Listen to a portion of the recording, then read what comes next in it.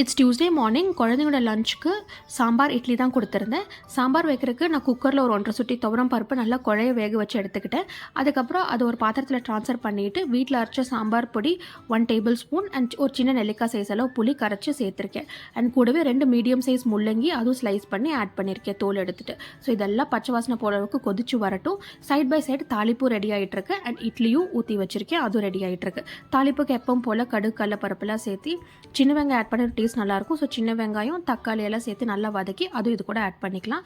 ஃபைனலாக அரைச்சி தேங்காய் ஒரு 1/3 கப் தேங்காய் எடுத்திருக்கேன், அதுவும் ஃபைன் பேஸ்ட்டாக அரைச்சி சேர்த்திக்கலாம். அண்ட் ஃபைனலாக இறக்கும் போது ஒரு கை கொத்தமல்லி சேர்த்து இறக்கிட்டோன்னா சாம்பார் ரெடி. ஸோ லஞ்சுக்கு வந்து இன்றைக்கி இட்லி சாம்பார் கொஞ்சம் நெய் தடவிட்டு கேரட்ஸ் கொஞ்சம் ஸ்லைஸ் பண்ணி வச்சுட்டு அவ்வளோதான்.